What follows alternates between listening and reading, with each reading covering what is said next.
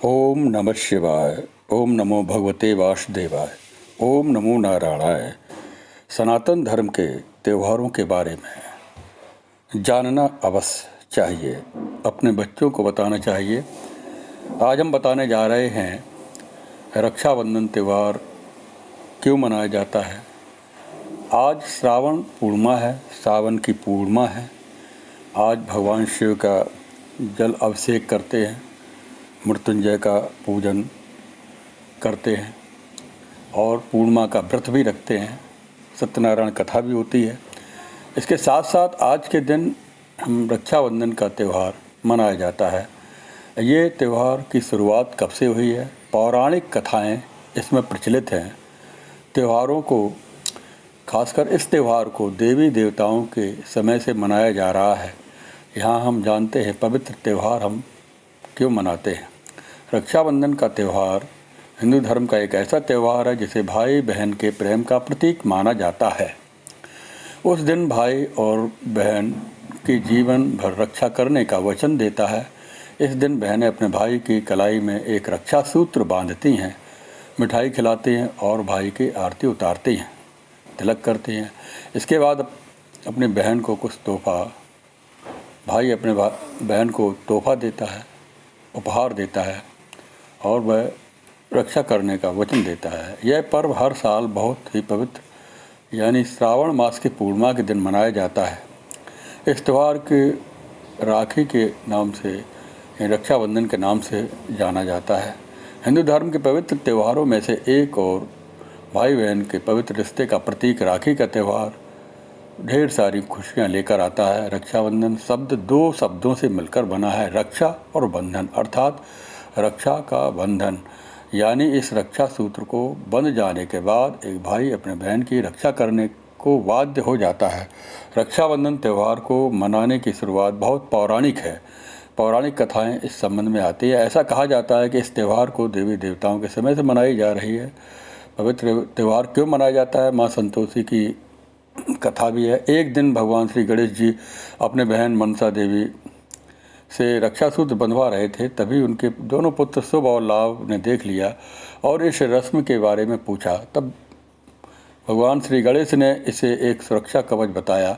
उन्होंने बताया कि इस रक्षा सूत्र आशीर्वाद भाई बहन के प्रेम का प्रतीक है। यह सुनकर के शुभ और लाभ ने अपने पिता से जिद की कि उन्हें एक बहन चाहिए और अपने बच्चों की जिद के आगे हार कर भगवान गणेश ने अपनी शक्तियों से एक ज्योति उत्पन्न की। अपनी दोनों पत्नियां रिद्धि सिद्धि की आत्मशक्ति के साथ इसे सम्मिलित किया। इस ज्योति से कन्या संतोषी का जन्म हुआ और दोनों भाइयों को रक्षा बंधन के मौके पर एक बहन मिली। माँ लक्ष्मी और राजा बलि की कहानी है। राजा बलि ने जब 101 यज्ञ किए, असुरराज बलि के जब उसने संपूर्ण दान दे दिया तो उसने 3 पग में 52 भगवान को अपना संपूर्ण जीता हुआ भूमंडल भगवान विष्णु को बलि अवतार राजा बलि ने 52 भगवान को सब कुछ अर्पित कर दिया। तो बलि ने जब देखा कि उनका संपूर्ण लोक परलोक जो भी भूमि थी, 52 ने अपने 3 पग में उसको नाप लिया। तब भगवान विष्णु ने अपने चतुर्भुजी रूप को कृष्णम गदनम चक्रस्मिच्छामि त्वाम दृष्टमहं तथैव अपने स्वरूप का दर्शन कराया और उनको वरदान मांगने के लिए कहा। भगवान विष्णु ने चूँकि इंद्र को इस समय इंद्र पद देने के लिए वचनबद्ध थे, तो अगले जो राजा बलि है, अगले वैवस्वत युग में उसमें इंद्र का पद राजा बलि को मिलेगा। तो तब तक के लिए उन्होंने, भगवान विष्णु ने पाताल लोक के लिए उनको राजा बना दिया। तो वहाँ पर जब बलि ने भगवान विष्णु से वरदान के रूप में मांगा कि हे भगवान, आप मुझे मेरे पास मंदिर में, दरबार में, द्वार में, मंदिर में आप विराजमान हो, तो वहीं पर वो विराजमान हो गए। वैकुंठ लोक को छोड़ करके पाताल लोक भगवान विष्णु चले गए। तो माँ लक्ष्मी ने देखा कि भगवान विष्णु अपने वैकुंठ लोक कर छोड़ कर चले गए हैं। देवताओं ने भी अनन्य विनय किया।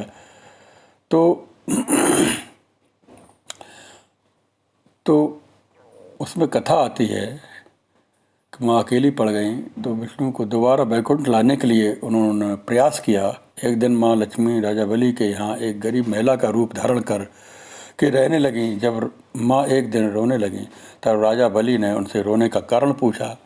माँ ने बताया कि उनका कोई भाई नहीं है, इसलिए वे उदास हैं। ऐसे में राजा बलि ने उनका भाई बन करके उनकी इच्छा पूरी की और माता लक्ष्मी ने राजा बलि की कलाई पर रक्षा सूत्र बांधा।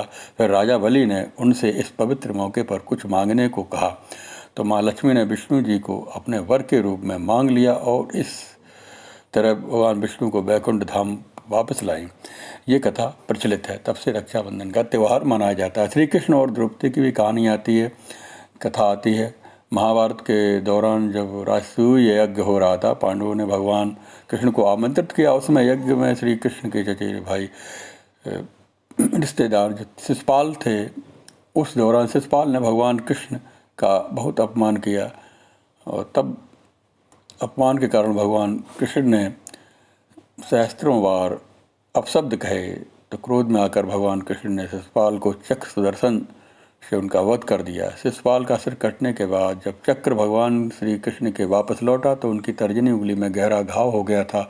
यह देख करके द्रौपदी ने अपनी साड़ी से एक टुकड़ा फाड़कर भगवान कृष्ण की उंगली पर बांध दिया। द्रौपदी के इस स्नेह को देखकर भगवान कृष्ण प्रसन्न हुए और द्रौपदी को वचन दिया, उनकी रक्षा करने का वचन दिया। और इसी प्रकार इतिहास में भी बहुत सी घटनाएं मिलती हैं। कर्णवती सम्राट हुमायूं को राखी भेजी थी। जब चित्तौड़गढ़ पर सुल्तान बहादुर शाह आक्रमण कर रहे थे तो महारानी कर्णावती ने राज्य की सुरक्षा के लिए सम्राट हुमायूं को राखी भेजी थी और उसकी रक्षा के लिए हुमायूं ने इसको राखी को स्वीकार किया और अपने सैनिकों के साथ चित्तौड़गढ़ पर हुमायूं आए थे। और तो वो अपने सभी सहेलियों के साथ में उन्होंने अपने आप को अग्नि में जला लिया था। तो उन्होंने मस्तक पर इस राख, उनकी राख को अपने सर पर लगाया और इसको याद किया।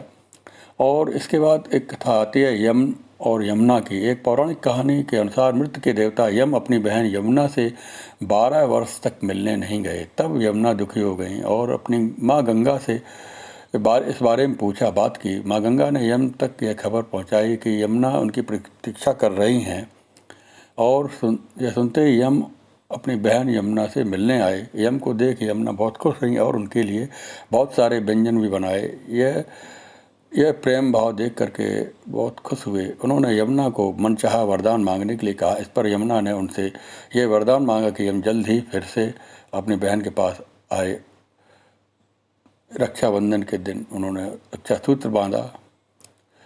और इस प्रकार से बहुत सी ऐतिहासिक पौराणिक कथाएं मिलती हैं। एक और कथा आती है, इंद्राणी ने भी, सची ने भी इंद्र को रक्षा सूत्र बांधा था रक्षा के लिए। वृत्तासुर, बहुत से दैत्य थे जो देवदानों का युद्ध चल रहा था, उसमें दैत्यों से रक्षा के लिए एक रक्षा सूत्र बांधा था। एक कथा और भी कथाएं आती हैं कि गुरु अपने शिष्य को भी रक्षा सूत्र के रूप में बांधता है। ऐन वद्य बलि राजा दान मेंद्र महाबला। इस प्रकार पुरोहित, गुरु, पंडित अपने यजमान को, अपने शिष्य को ये रक्षा सूत्र बांधता है। गुरु बृहस्पति ने इंद्र को ये रक्षा सूत्र बांधा था। ऐन वद्य बलि राजा, ये मंत्र पढ़ के बांधा जाता है। और विभिन्न कवचों को ऐं बीजम में श्रापात ह्रीं वेदम बदन्मम श्री बीजम कटदेशन सर्वाम भुवनेश्वरी, इस प्रकार से मंत्रों को पढ़कर रक्षा। तभी से रक्षा सूत्र बांधने की, रक्षाबंधन त्यौहार मनाने की परंपराएं चली आ रही हैं। आज हमारे परिवार में मन मुटाव दूर करने के लिए, भाई बहनों को प्यार को बढ़ाने के लिए ये त्यौहार अत्यंत महत्वपूर्ण है। अपने बच्चों को इसकी जानकारी होनी चाहिए।